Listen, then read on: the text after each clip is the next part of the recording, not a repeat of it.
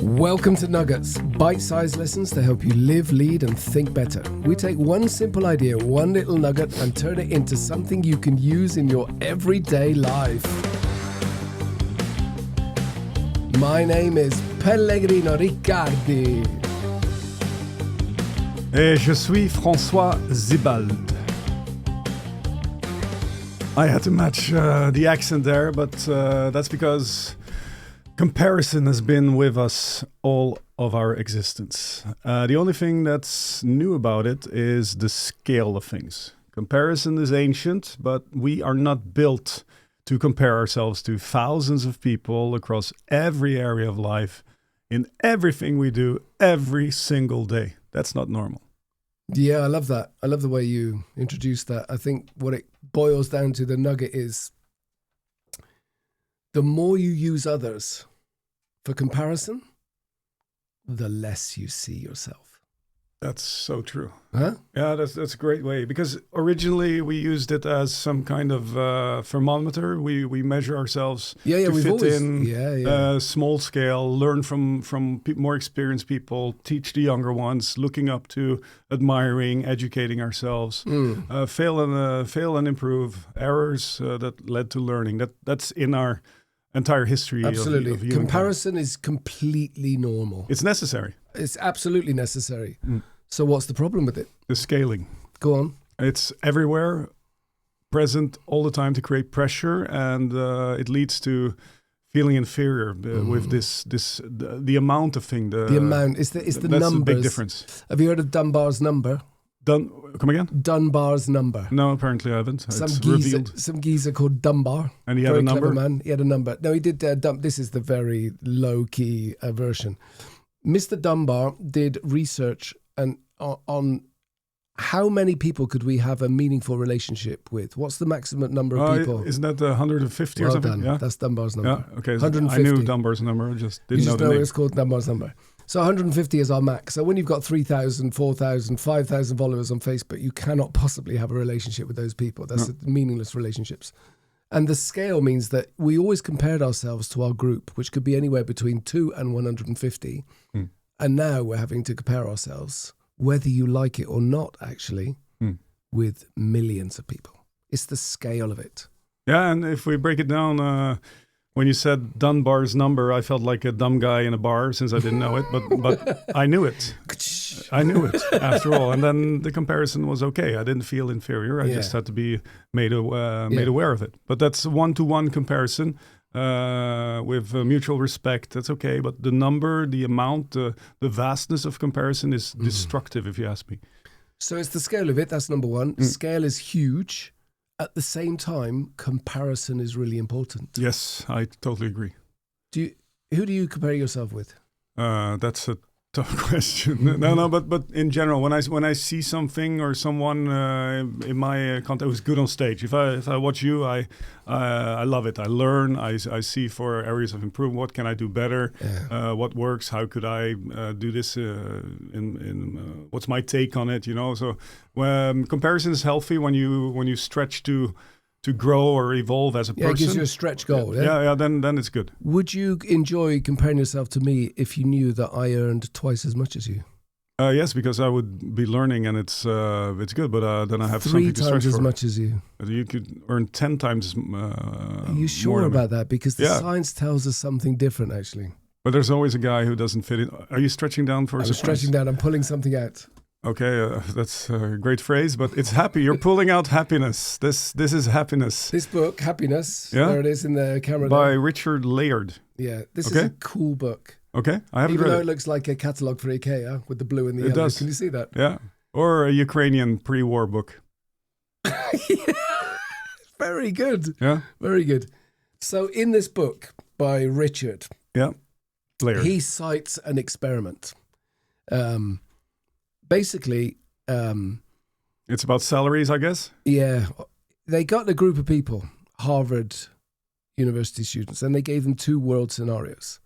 In one of them, they said, you earn $50,000 and the others earn $25,000. In other words, so I would make for 50,000 and somebody else I knew your would make group, 100. Your peers would make 25,000.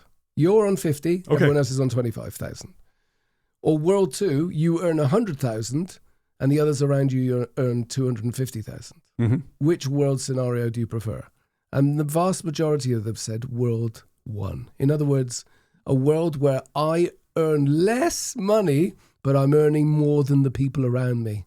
Yeah, okay. Yeah, I see. Does that make sense? So the 50-25 versus 100 and 250. So objectively, you could be earning twice as much, but because everyone around you, your immediate group and surroundings are earning 2.5 times more than you, that makes you feel worse in comparison. Therefore, overall, you would prefer to feel a little bit better than your peers in earning power. Yeah, I see. And that's where the comparison comes in. Isn't that weird? Yeah, it's very anti-logical. Unrational.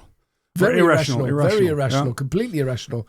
And also, back to this comparison thing, it's so important. You know, they've done work and research on monkeys, and they've seen very clearly, because they change status, monkeys in the group, hierarchies. They fight. They go, The lower down in the hierarchy the monkey ends up, the shorter their lives. They become less healthy. Yeah. They die sooner. Yeah. So I want to make this really clear. Comparison is very, very important. We're very preoccupied by comparisons. People who say, I don't care, are lying to themselves. We do compare ourselves to others. However, the scale of it, through social media, through the media generally, makes us feel inadequate. So once again, as so many other episodes, it's about the balance and scale of things. Yeah. Too much is unhealthy. Too little in a close context is healthy. Because then you can study. Yeah. It gives the amount of feedback. It diminishes the amount of feedback, but it increases the grade of learning when it's close, when it's up close and personal. And again, we just in case it hasn't come across really clearly, comparison's really important and it's really good. It's always been important for us to compare ourselves to others. Like you said in the beginning, we learn, we have something to shoot for, right? Something to aim for. It's always been, but it's the scale of it today. Yeah. What kind of comparisons do you... Have you ever been in a situation where you've sort of looked at yourself and someone else and it's gone a little bit beyond thinking, oh, that's something to aim for. I'm actually quite envious or quite jealous. It's been a negative effect on you. Have you ever had that? Yeah, probably. I can't think of anything now, but probably I'm still human in many things. But I have to, that's a bit... anything, admiration and negative. I mean, when you've been for example, you've been in a relationship that hasn't worked, and we've all had those. And that you compare to other relationships. Yeah, and you look at other couples and you think, they're so happy together. Do you ever do that? Look around your world and go, oh God, why have they got it? I do, but I can't think of any situation. Sorry. I always find that's kind of an underlying dynamic when we have dinner guests around. A little bit of an underlying... that nobody says it out loud. No, but we're kind of comparing ourselves. That would be great ourselves. for the dinner party, though. Would be good, yeah? Yeah, to bring up important stuff. Do you know what I mean? Yeah, you come around and they bring around and I don't know, they've just bought a new car or they've just done their garden or refurbished their kitchen or... So that kind of comparison. We do it all the time, right? I mean, it does... And there's a fine line between giving someone a compliment and not being able to hide that kind of, Yeah, that you're jealous or... you know? Yeah. Do you know where I'm going? Yeah, I see it, but I can't think of any. Kids at school are under pressure, peer pressure all the time. Coolest jacket, coolest clothes. That's coolest trainers. We had that too, but not the same scale. No. But we also had the peer pressure and we weren't well off when I was younger, and we had other kids with expensive jackets, and it didn't make me feel good, of course, but it hasn't made a serious impact that I know of anyway. So it's not the comparison that's the problem. It's the scale. The scale of it. It's one thing we're already landing on there. Really I think the viewers got it now. The scalability. But we do have our list. Let's see. We're totally on track. This is all unedited and unscripted, apart from our notes that we have we have the general outline of the episodes. Have we stuck to the outline this week? This year we have. But no, we do. But I like the flow of things. How we go, and we have a direction. And then sometimes we go off track. We always, at least I feel, we always land on some specifics, like the one part of the program where we give people. Are we doing that now? It's a bit early. Feedback. It's a bit early, isn't it? Okay, premature delivery there. Premature. You want to do it now? No, it's the same for me. No, if you had anything else? I did, actually. I just thought of something. I've got 3 kids, and I find this comparison thing is very insidious, dangerous, particularly with the girls. Yeah. They can be nasty. They're nasty to each other, Yeah. I was a teacher before, and I remember, when I taught the girl, there was a difference more gossiping and behind the back kind of things. But now behind the back has become online. That's even scarier. Sorry, you were saying? No, I wasn't saying. I see it in the girls, especially the comparison to. I think there's a lot of body shaming, possession. I found out recently that my daughter, one of my daughters, get a lot of stick at work at school. People are always asking her for money. What? Why don't you chip in? Yeah, you give us some money. You're rich. Really? In a nasty way. You know, that kind of... Yeah, that's... You're well off, so we're going to attack you for it. So there's an element of bringing people down as Money shaming. Money shaming. Have you ever had that before? Yeah, I've had that. But I don't have any kids, but some people expect that you always take the bill and those kind of things. That takes away a bit of the nice feeling about it, about being... what do you call it? Ruis? What's that in English? Generous.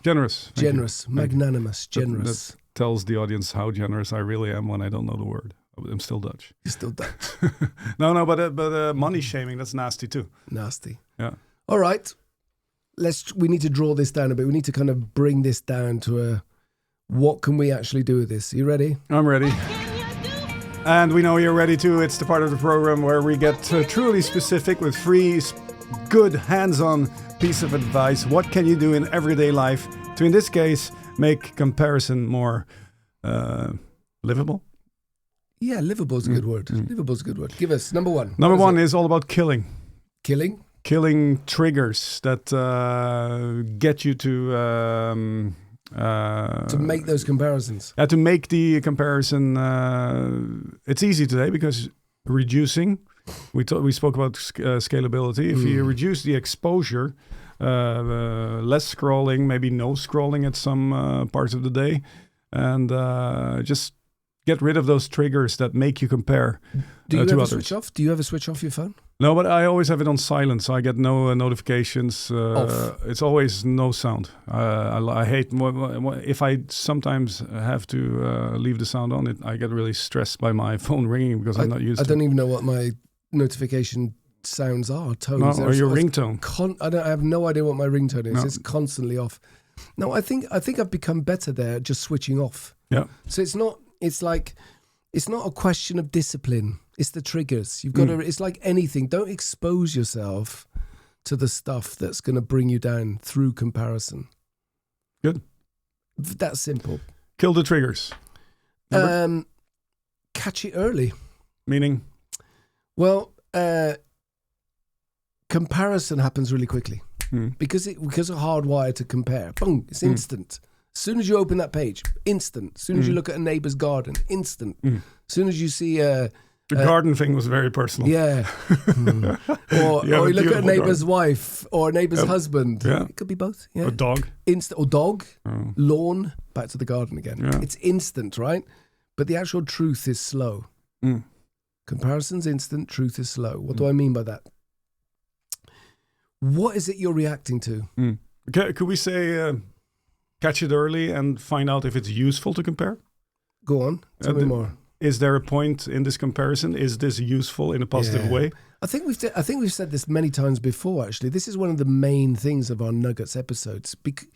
The awareness of how we are, the psychology, the behavior, how we are, there's so much in us that's hardwired and programmed. I find just the awareness of something makes it less harmful. Definitely. In other words, I'm aware that comparison is normal and necessary. We're hardwired to do it. So there's nothing wrong with me when I compare. But is it... Build a strong foundation. Yeah. But once you know that, be aware of the effect it has on me and what can I do to reduce that effect, right? Like killing the trigger, catch it early. Or the third one. Which is? Build your own scoreboard. Well, that's fine. What does that mean? Let it come from inside, to play on the foundation. When you know how you want to define yourself, And what's meaningful to you, you can use that as a starting point for comparison, which makes it easier to segment the exposure and to find out, this is useful for me, this is destructive. I don't need to go into that lane of comparison because it's totally irrelevant. Yeah, and also, what is it? Let it come from the inside instead and of outside in. In other words, are you talking about values here? What's really important to me? I mean, scoreboard, use the word scoreboard. What is it you're scoring? Size of garden, size of lawn? That depends on what you're comparing. But I think as long as your identity and your go-from point is strong and well-defined on your own terms, it's easier to tolerate comparison and negativity. And it's really liberating as well when you can look at someone else's, let's say, success and just be happy for them. Yeah, isn't that the best way to go? Of course, but it's quite difficult because it's their to get success, and I agree. But I admire people who do well, and I support those initiatives. It's not in my scope to be jealous or I don't know, to be hostile about it. I love people who do well. So if I rolled up outside your house in a brand new Maserati Trofeo, I would say, finally, brother, welcome to the family. No, you wouldn't. I would. No, you wouldn't. Why shouldn't I? No, you wouldn't. I would. Yeah, you would actually. That's I would. really sickening. I would. There's something very annoying and beautifully endearing about you, actually. Really? You're just so genuinely happy for other people's success. Thanks. Really? Thanks. Where did that come from? I had to look down. How did you get that? Yeah, but how did you get that? Where did that come from? I don't know. Why should it be otherwise? Well, because if I'm brutally honest, I'm not always as generous, raus as you. Why not? I am generally, but something I don't know. No? It's an insecure. I don't know. That's why I'm asking you. Where did you get that from? Who taught you to be like that? Oh, I don't know. It's just in my spine. Well, I don't understand why I shouldn't be happy on behalf of somebody who does well. It's lovely. You know, I'm pretty sure you're a minority on the planet, at least in the Western hemisphere, social media world. I think that you're a minority. Yeah, I'm not very active on social media. Maybe that's why. I know someone who wouldn't be like you, and that's Mr. Trump. There you go. I've said the name now. Again, but don't waste. Well, I didn't even say orange face. I called him by name. Don't waste seconds. I'm going to call him by name. Negativity. It's not wasting. That guy there compares himself all day long, every day, every minute. And he wins in every comparison, and that tells us everything about his insight. Does he win in every comparison? He's best at everything. In his own head. Yeah. So, and that's sick. He has built his own scoreboard, and that's not one you want to use. Can I just play you something? Okay. About comparison. You're not pulling up a rabbit from your No. I'm just going to play you something. I want you to... This is a little poem. Mm-hmm. In fact, the less said about it, the better. It's a poem that's read out by a wonderful actor with a wonderful voice. Can I just play it for you? Sure. Avoid loud and aggressive persons. They are vexations to the spirit. If you compare yourself with others, you may become vain or bitter. For always there will be greater and lesser persons than yourself.